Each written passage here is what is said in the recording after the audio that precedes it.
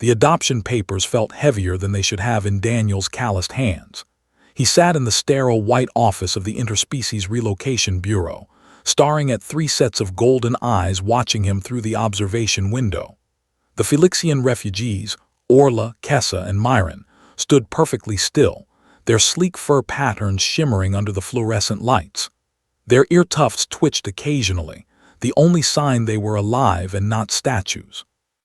"Mr. Torres, I need to remind you that these individuals are classified as sterile by Galactic Council decree," the case worker, Ms. Hendricks, said without looking up from her tablet. "Genetic compatibility with humans is 0. They cannot produce offspring.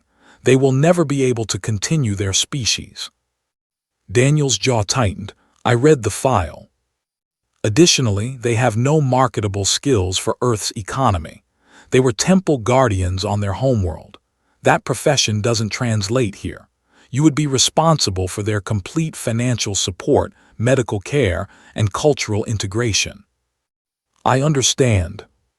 Ms. Hendricks finally looked up, her expression a mixture of pity and bureaucratic exhaustion.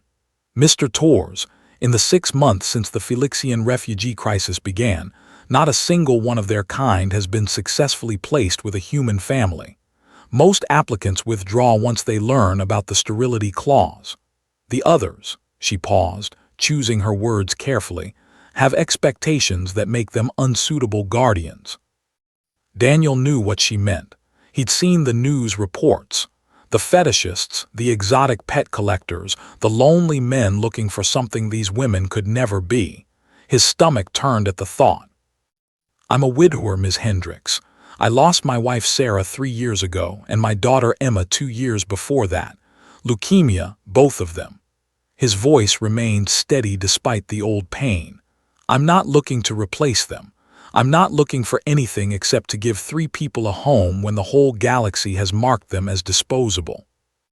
The case worker's expression softened slightly. She tapped her tablet. "You served in the Mars Terraform Corps, decorated veteran, own your home outright, stable income from your security consulting business." Another tap. "You've completed all the interspecies cultural sensitivity courses, scored highest in your cohort." She set down the tablet. "Why them specifically?" Daniel glanced back at the window. Orla, the eldest, stood in the center. Her burnt orange fur bore the ritual scars of a temple guardian, 3 parallel lines across each shoulder. She met his gaze without flinching, her expression unreadable. "I saw Orla's intake interview," Daniel said quietly. "When asked what she wanted most, she said to serve a purpose again. Not to find a mate, not wealth or comfort, purpose." He turned back to Ms. Hendricks. "I understand what it means to lose your mission. After Mars, after the war, after Sarah and Emma, I was lost too, until I rebuilt, until I found new purpose." Ms. Hendricks studied him for a long moment, then pushed the papers across the desk. "Sign here, here, and here. Once you do, they're your legal dependents. There's a 6-month probationary period. We'll conduct home visits. Any signs of abuse, exploitation, or—" "There won't be," Daniel interrupted firmly.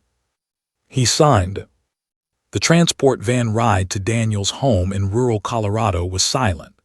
The 3 Felixian women sat in the back row, their few possessions, mostly ceremonial items from their destroyed temple, packed in regulation gray duffel bags. Daniel caught Orla's eyes in the rearview mirror several times, but she always looked away first. His house was a modest ranch-style structure surrounded by pine trees and mountains. Nothing fancy, but it had 4 bedrooms and space. Space to breathe, space to heal. "This is home," Daniel said as he unlocked the front door. "Your rooms are upstairs. I took the liberty of setting up 3 separate spaces, but if you want to share, we can rearrange." Kessa, the youngest with pale cream fur and nervous energy, spoke first. "Separate, we can have separate rooms." "Of course, why wouldn't you?" The 3 women exchanged glances. Myron, whose gray-striped fur made her look like a living shadow, finally answered. "At the processing center, we were kept in a shared cell. 26 females, 2 toilets, no privacy." Daniel felt rage simmer in his chest but kept his voice calm. That's not how things work here. You each get your own room, your own space. The bathroom upstairs is yours to share. I use the one downstairs. He set their bags down. House rules are simple: respect each other, clean up after yourselves, and communicate. If something's wrong, tell me. If you need something, ask. No question is stupid. No request is too small. Orla finally spoke, her voice deeper than he expected, with a purring undertone. Why did you choose us, Daniel Tors? He met her golden eyes. Because everyone else chose wrong. Because you deserve better than what you've been given. And because, he hesitated, then decided on honesty, because I have empty rooms in an empty house and you need a home, seemed like simple math. The caseworker said we cannot give you children, Orla pressed. We cannot continue our species. We are, as your people say, dead ends. I don't need children from you, Daniel said firmly. I need housemates, maybe eventually friends, people to share meals with, that's all. Kessa's ears flattened against her head. We are not skilled in human customs. We will embarrass you. Then we'll learn together. I've never had Felixian housemates before either. He managed a small smile. Pretty sure I'll embarrass myself plenty. The first 2 weeks were awkward. The women moved through the house like ghosts, silent and careful not to disturb anything. They ate little, spoke less, and Daniel often found them sitting together in Orla's room, whispering in their native tongue. On the 15th day, Daniel woke at 3 a.m. to sounds from the kitchen. He found all 3 women standing around his coffee maker, staring at it like it was alien technology, which, he supposed, to them it was. Morning, he said, trying not to startle them. Coffee. We wanted to prepare morning meal, Orla explained, to earn our place, but we do not understand this device.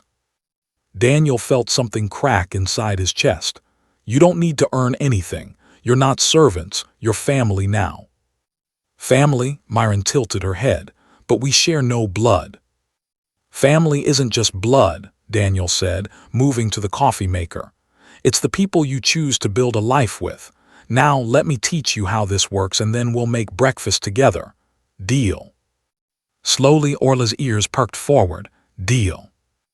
Months passed. The house slowly came alive again.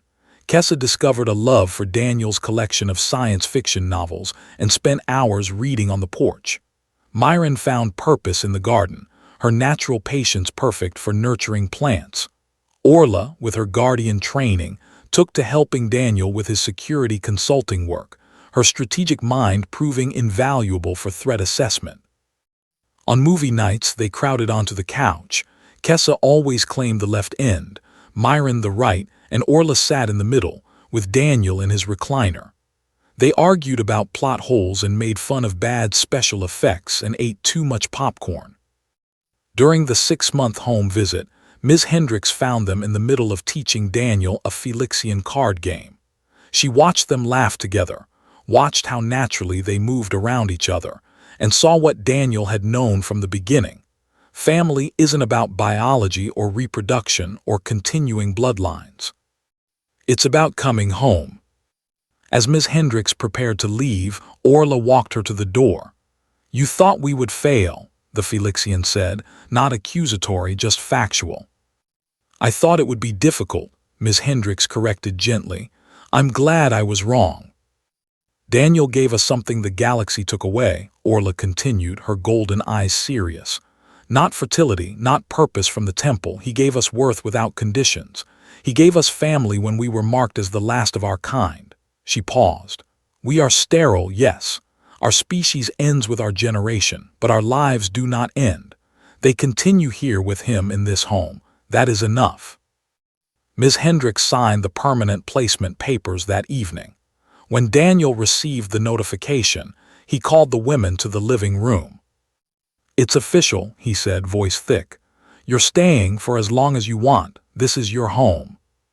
Kessa hugged him first, then Myron, and finally Orla, who whispered in his ear.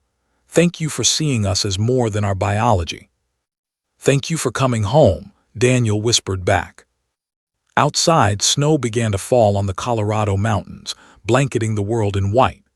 Inside, a veteran who'd lost everything and three aliens marked as evolutionary dead ends sat together, watching old movies and eating popcorn, proving that family, real family, transcends species, bloodlines, and the cruel judgments of councils and bureaucrats. They were home, that was enough.